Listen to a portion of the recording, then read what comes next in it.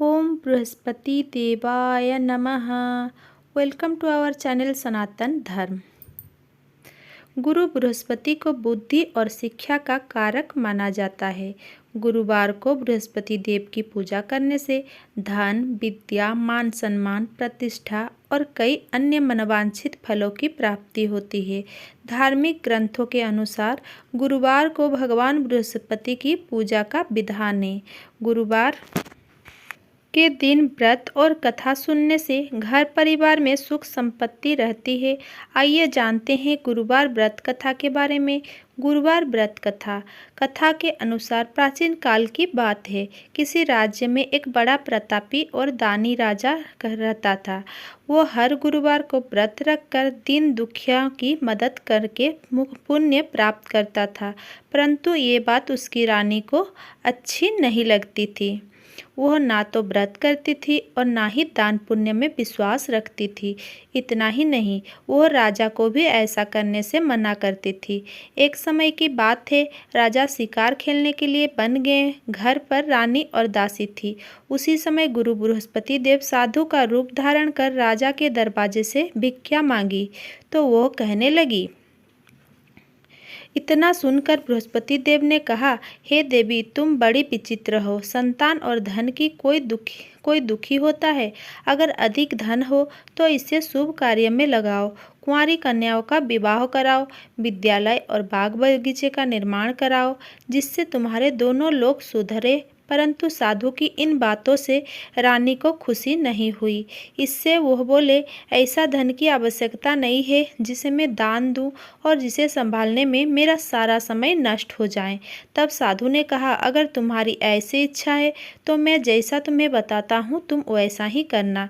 गुरुवार के दिन तुम घर को गोबर से लिपना, अपने बालों को पीली मिट्टी से धोना, राजा से हजामत बनाने को कहना, भोजन में मांस पतीला का प्रयोग करना, कपड़े धोबी के यहाँ धुलने देना।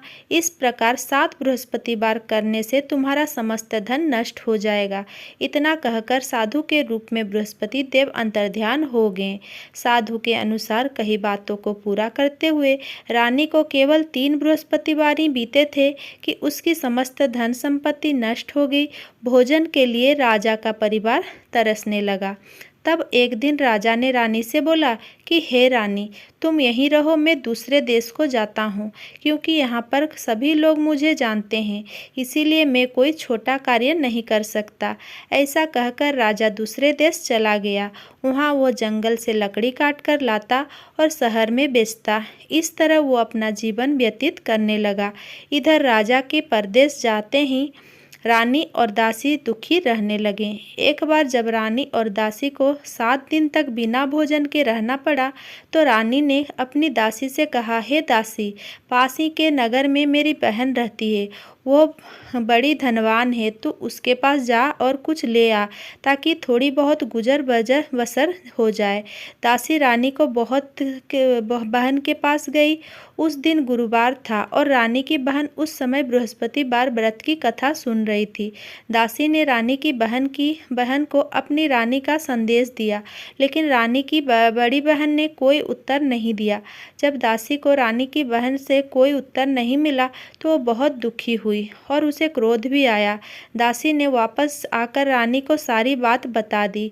ये सुनकर रानी ने अपनी भाग्य को कोसा। उधर रानी की बहन ने सोचा कि मेरी बहन की दासी आई थी, परंतु मैं उससे नहीं बोली, इससे वह बहुत दुखी हुई होगी। कथा सुनकर और पूजा समाप्त करके वो अपने बहन के घर आई और कहने लगी, हे बहन, मैं बृहस्पतिवार का व्रत कर रही थी।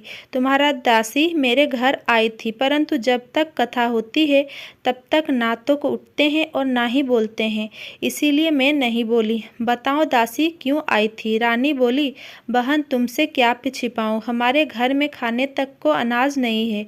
ऐसा कहते कहते रानी की आंखें में भर आई। उसने दासी समेत पिछले 7 दिनों से भूखे रहने की पूरी बात अपनी बहन को बता दी। रानी की बहन बोली, देखो बहन, भगवान बृहस्पति देव सबकी मनोकामना पूर्ण करते हैं। देखो, शायद तुम्हारे घर में अनाज रखा हो। पहले तो रानी को विश्वास नहीं हुआ, पर बहन के आग्रह करने पर उसने अपनी दासी को अंदर भेजा तो उसे सचमुच अनाज से भरा एक घड़ा मिल गया। ये देखकर दासी को बड़ी हैरान हुई। दासी रानी से कहने लगी, हे रानी, जब हमको भोजन नहीं मिलता तो हम व्रत ही तो करते हैं, इसलिए क्यों ना इनसे व्रत और कथा की विधि पूछ ली जाए ताकि हम भी व्रत कर सके। तब रानी ने अपनी बहन से बृहस्पतिवार व्रत के बारे में पूछा। उसकी बहन ने बताया, बृहस्पतिवार के व्रत में चने की दाल और मुनक्का केले की जड़ में अर्पित करें तथा दीपक जलाएं, व्रत कथा सुने और पीला भोजन ही करें। इससे बृहस्पति देव और भगवान विष्णु प्रसन्न होते हैं। व्रत और पूजा की विधि बताकर रानी की बहन अपने घर को लौट गई। 7 दिन के बाद जब गुरुवार आया तो रानी और दासी ने व्रत रखा।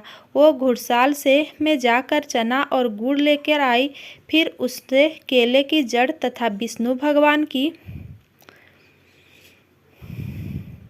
पूजा की। अब पीला भोजन की चिंता को लेकर दोनों बहुत दुखी हुई। चूँकि उन्होंने व्रत रखा था, इसीलिए बृहस्पति देव उनसे प्रसन्न थे। वह एक साधारण व्यक्ति का रूप धारण कर 2 थालों में पीला भोजन दासी को दे दिए। भोजन पाकर दासी प्रसन्न हुई और फिर रानी के साथ मिलकर भोजन ग्रहण किया। उसके बाद वह सभी गुरुवार को व्रत और पूजा करने लगी।